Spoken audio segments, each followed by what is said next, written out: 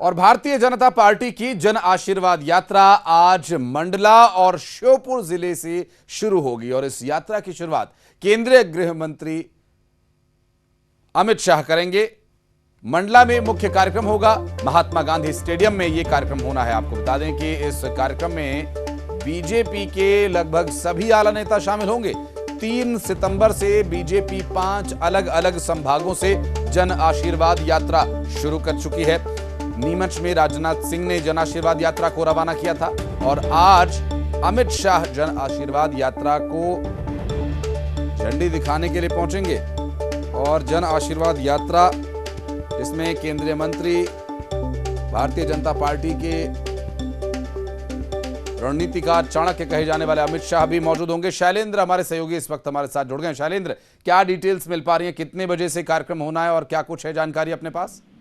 देखिए आशीष, बिल्कुल मैं आपको बता दूं कि आज 2 यात्राओं का शुभारंभ जो है केंद्रीय गृह मंत्री अमित शाह करने वाले हैं। एक यात्रा जो है मंडला से रवाना होगी और दूसरी यात्रा चंबल के श्योपुर से रवाना होनी है। तो दोनों ही जगह केंद्रीय गृह मंत्री पहुंचेंगे। तकरीबन पहली यात्रा लगभग 11 बजे सुबह जब केंद्रीय गृह मंत्री वहां पहुंचेंगे, उसके बाद यात्रा का शुभारंभ होगा। इन यात्राओं में मध्य प्रदेश के मुख्यमंत्री शिवराज सिंह चौहान, प्रदेश अध्यक्ष वी डी शर्मा, इसके अलावा मध्य प्रदेश की तरफ से जितने भी केंद्रीय मंत्री हैं, सारे मंत्री वहां पर मौजूद रहेंगे। तो बहुत अहम यात्रा है। ये तीसरी और चौथी यात्रा जो है वो आज शुरू होने वाली है, क्योंकि जिस तरीके से पहले दिन राष्ट्रीय अध्यक्ष जेपी नड्डा ने इस यात्रा का शुभारंभ किया था, फिर केंद्रीय रक्षा मंत्री ने कल नीमच से एक यात्रा को हरी झंडी दिखाई थी। तो दोनों ही इलाकों के लिए यात्रा बहुत महत्वपूर्ण है। खासकर अगर ग्वालियर चंबल संभाग की बात करता हूँ तो लगभग ये यात्रा जो है वो 10 जिलों से होकर गुजरेगी और लगभग 44 विधानसभा क्षेत्रों को ये यात्रा कवर करेगी, जिसमें 34 विधानसभा क्षेत्र जो है वो ग्वालियर चंबल संभाग के। ग्वालियर चंबल संभाग बीजेपी के लिए बहुत महत्वपूर्ण इलाका है, क्योंकि देखिए केंद्रीय अगर बात करूं तो केंद्रीय मंत्री ज्योतिरादित्य सिंधिया हो या केंद्रीय मंत्री नरेंद्र सिंह तोमर हो, वो इसी इलाके से आते हैं। 2018 के परिणाम बीजेपी के लिए अनुकूल नहीं रहे थे और यही कारण है कि बीजेपी इस इलाके पर खास फोकस कर रही है।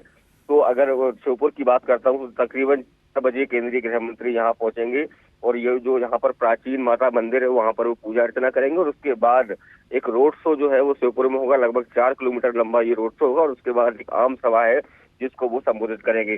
तो देखिए लगातार बीजेपी की यात्राएं अब शुरू हो चुकी है और कल जो है वो आखिरी यात्रा जो होगी कल खंडवा से शुरू होगी। तो यात्राओं को लेकर तमाम तैयारियां जो है वो बीजेपी ने की है।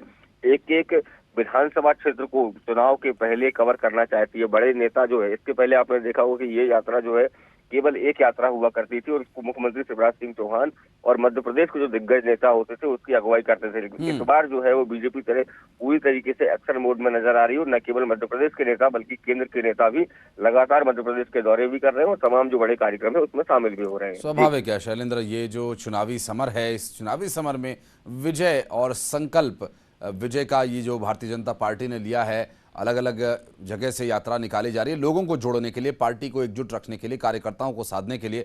शैलेंद्र, मंच से जो संबोधन होगा अमित शाह का वो भी काफी महत्वपूर्ण होगा। मंच पर वक्ता कौन कौन हो सकते हैं और ये जो मंच से संबोधन होगा इनमें क्या मुद्दों की झलक हो सकती है शैलेंद्र?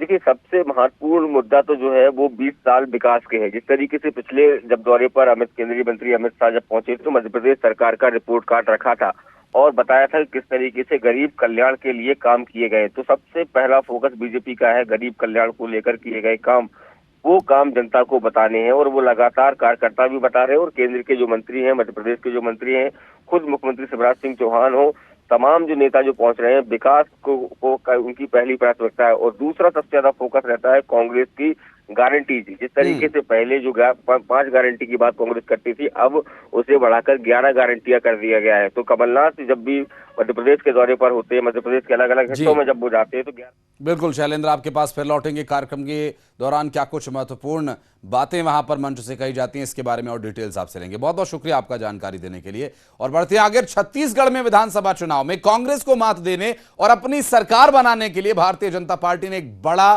प्लान तैयार किया है। पार्टी विजय संकल्प यात्रा निकालेगी और यात्रा को लेकर भारतीय जनता पार्टी संगठन ने योजना भी तैयार कर ली है।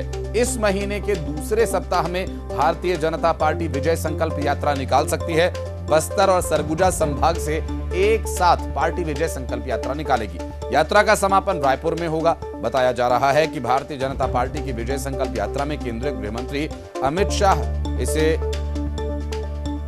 संबोधित करने के लिए वहां पहुंचेंगे और समापन समारोह में प्रधानमंत्री नरेंद्र मोदी शामिल होंगे। ऐसा अभी तक जो जानकारी मिल रही है उसमें पता चल पाया है और एक बड़ा कार्यक्रम यहां पर होगा भारतीय जनता पार्टी का आगामी चुनावों को देखते हुए।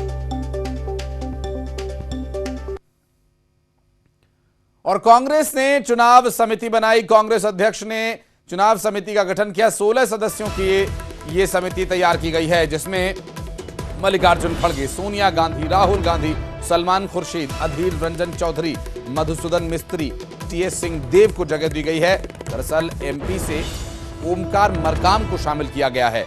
उम्मीदवारों के नाम पर अंतिम फैसला समिति लेगी। छत्तीसगढ़ से केवल टीएस सिंहदेव को ही इस समिति में जगह दी गई है और ऐसे में इस समिति का काम है चुनाव के लिए कैंडिडेट्स को फाइनल करना, जिसमें कांग्रेस पार्टी के बड़े चेहरे हैं और एक लिस्ट जो जारी की गई है एआईसीसी की तरफ से वो आपकी टीवी स्क्रीन पर आप देख पा रहे होंगे और छत्तीसगढ़ से टीएस सिंहदेव को यहां जगह मिली है।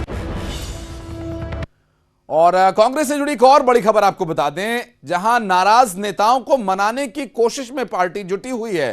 पार्टी से नाराज चल रहे नेताओं को खुश करने की कवायद में स्क्रीनिंग कमेटी में सुरेश पचौरी, अजय सिंह, अरुण यादव को शामिल किया गया है। स्क्रीनिंग कमेटी में नेताओं को शामिल किया गया। दरअसल पार्टी से कुछ नाराज चल रहे थे ये स्क्रीनिंग कमेटी में जगह नहीं मिल पाने की वजह से, और ऐसे में अब इन्हें स्क्रीनिंग कमेटी में शामिल किया गया। वो 3 नाम दरअसल एआईसीसी की तरफ से जो लेटर जारी किया गया उसकी प्रति आपको आपकी टीवी स्क्रीन पर भी दिखाई दी होगी। और अभी ये जो नाम बताए जा रहे हैं, दरअसल नाराजगी थी पार्टी में बड़ा पद या काम नहीं मिलने की वजह से। और इंदौर से बड़ी खबर, नौकरी दिलाने के नाम पर नाबालिग से गैंगरेप का मामला। दरअसल गैंगरेप के बाद 15 साल की पीड़िता को झाड़ी में फेंककर आरोपी भाग गए।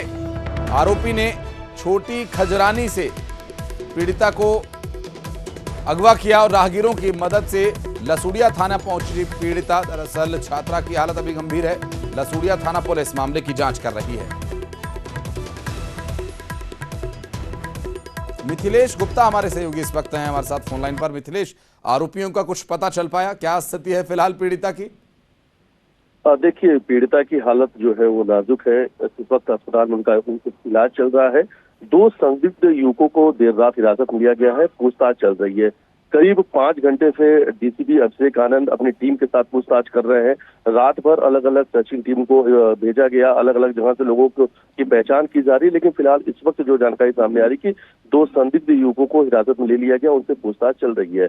15 साल की नाबालिग बच्ची हैं, काम दिलाने के नाम पर अगवा कर उनके साथ में गैंगरेप किया जाता है। छोटी खजरानी क्षेत्र में सबसे पहले विशेष वर्ग समुदाय के एक युवक से उनकी बातचीत होती है।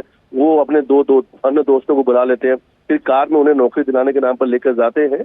और जो बॉम्बे हॉस्पिटल के पीछे का हिस्सा है, यानी लसूड़िया थाना क्षेत्र का वो निपानिया इलाका कहलाता है, वहाँ वाइन शॉप के पीछे जो जानकारी सामने आई है कि वहाँ फेंके गए थे। यानी कार के अंदर रेप हुआ है या आसपास तमाम चीजों को लेकर अब तक पूछताछ की जा रही है। लेकिन जो छात्रा है, जो नाबालिग पीड़िता है, उनको राहगीरों की मदद से वो थाने पर पहुंची हैं और फिलहाल पूरे मामले की गंभीरता से जांच की जा रही है, क्योंकि गैंगरेप का मामला है, वो भी 15 साल की नाबालिग बच्ची के साथ में। बिल्कुल, आप नजर बनाए रखिएगा मिथिलेश, आगे डिटेल्स लेंगे आपसे। बहुत शुक्रिया। फिलहाल बढ़ते आगे। 8 सितंबर के बाद कांग्रेस प्रत्याशियों की घोषणा की जानकारी मिल रही है। रायपुर से इस वक्त एक बड़ी खबर आ रही है, जहां प्रदेश कांग्रेस चुनाव समिति की बैठक के बाद प्रदेश प्रभारी कुमारी शैलजा का बयान। बैठक में सभी कांग्रेस नेताओं ने अपने सुझाव रखे। 8 सितंबर को स्क्रीनिंग कमेटी की बैठक होगी और सीईसी की बैठक के बाद प्रत्याशियों के नामों की घोषणा होगी। पॉलिटिकल अफेयर्स कमेटी की भी बैठक हुई। दरअसल सभी नेताओं ने बैठक में विचार विमर्श किया। स्थानीय मुद्दों को लेकर बैठक में चर्चा हुई। 8 सितंबर को छत्तीसगढ़ आने वाले हैं मल्लिकार्जुन खड़गे, कांग्रेस पार्टी के राष्ट्रीय अध्यक्ष, और सभी नेताओं का बैठक में रहना अपेक्षित है। सभी सीनियर नेताओं ने बैठकर विचार विमर्श किया है। विचार विमर्श किया है और सबने